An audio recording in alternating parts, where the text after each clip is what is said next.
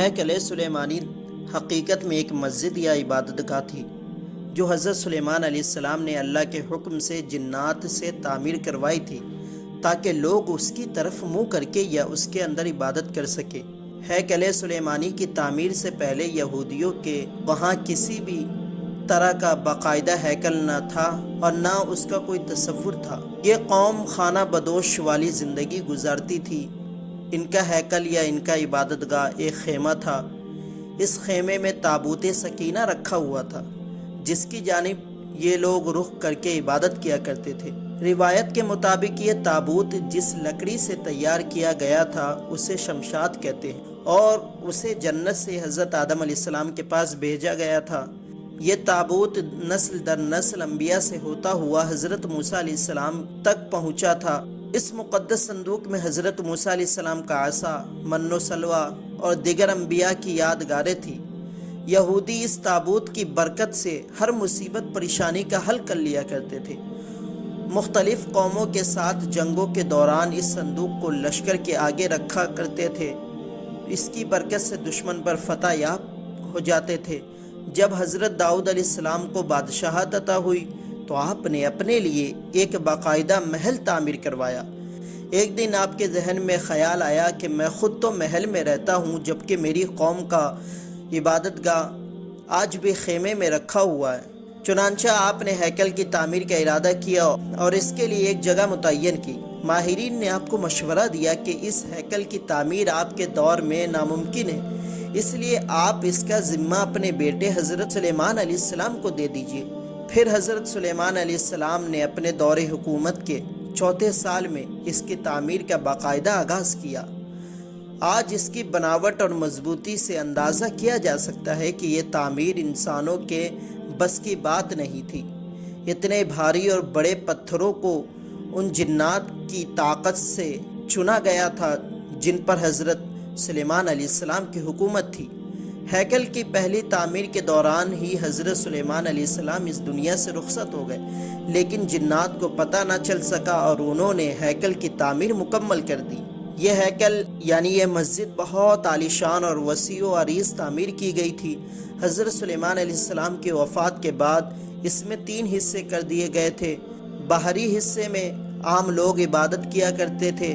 اس کے اگلے حصے میں علماء جو کہ انبیاء کی اولاد میں سے ہوتے ان کی عبادت کی جگہ تھی، اور اس کے اگلے حصے میں جسے انتہائی مقدس سمجھا جاتا تھا اس میں تابوت سکینہ رکھا ہوا تھا۔ اس حصے میں کسی کو بھی داخل ہونے کی اجازت نہیں تھی سوائے سب سے بڑے عالم یا امام کے۔ وقت گزرتا رہا، اس دوران بنی اسرائیل میں پیغمبر مبعوث ہوتے رہے۔ یہ قوم بد سے بدتر ہوتی رہی۔ یہ کسی بھی طرح اپنے گناہوں سے توبہ نہیں کرتے یا ان کو ترک کرنے کے لیے تیار نہیں ہوتے۔ یہ ایک جانب عبادت کیا کرتے اور دوسری جانب اللہ کے حکم کی صریح طور پر خلاف ورزی کرتے۔ ان کے اس دوگلے پن کی وجہ سے اللہ ان سے ناراض ہو گیا۔ ان کے پاس ایک بہت بڑی تعداد میں انبیاء بھی بھیجے گئے، لیکن یہ قوم سدھرنے کو تیار نہ تھی، حتیٰ کہ ان کی شکلیں تبدیل کر کے بندر اور سور تک بنائی گئی، لیکن یہ گناہوں سے باز نہ آئے۔ تب اللہ نے ان پر لعنت بھیج دی۔ 586 قبل مسیح میں بخت نصر نے ان کے ملک پر حملہ کیا اور ان کا ہیکل مکمل طور پر تباہ و برباد کر دیا۔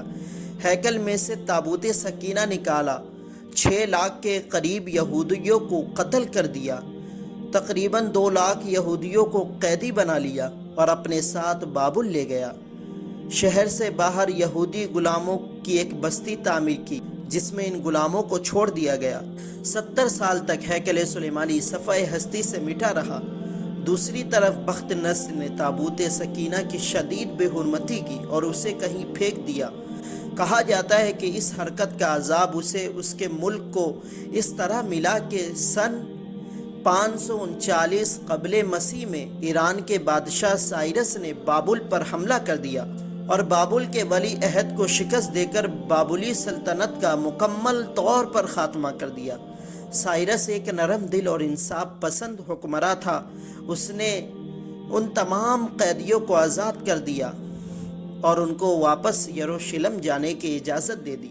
اور ساتھ ہی میں ان کو ہیکل کی نئے سرے سے تعمیر کی بھی اجازت دے دی، ساتھ میں اس کی تعمیر کے لیے ہر طرح کی مدد فراہم کرنے کا بھی وعدہ کیا۔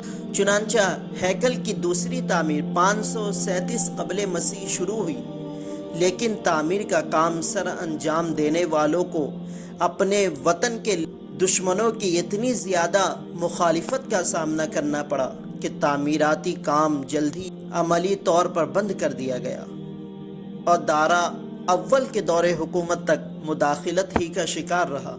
اس کی حکمرانی کے دوسرے سال میں حضرت زکریہ علیہ السلام نے وہاں کے گورنر زوروبابل اور سردار کاہن یوشوا کی حوصلہ افزائی کی کہ وہ ہیکل کی تعمیر کرے۔ اس بات کو مان لی اور پوری قوم کو اس پر راضی کر لیا، اور آخرکار ہیکل سلیمانی کی دوبارہ 4.5 سال کے عرصے میں دوبارہ ہیکل سلیمانی کی تعمیر مکمل ہو گئی۔ لیکن اس بار اس میں تابوت سکینہ نہیں مل سکا۔ اس کے بارے میں آج تک معلوم نہیں ہو سکا کہ بخت نصر نے اس کا کیا کیا۔ کچھ لوگوں کا کہنا ہے کہ اس مقدس صندوق کی مزید توہین سے بچانے کے لیے اسے اللہ نے اپنے حکم سے کسی محفوظ مقام پر معجزانہ طور پر چھپا دیا، جس کا کسی انسان کو علم نہیں، لیکن یہودی اس کی تلاش میں آج بھی لگے ہوئے ہیں اور پوری زمین پر اسے ڈھونڈ۔ امید ہے کہ آپ کو یہ ویڈیو پسند آئی ہو تو ہمارے چینل کو ضرور سبسکرائب کریں اور اس ویڈیو کو زیادہ سے زیادہ شیئر کریں۔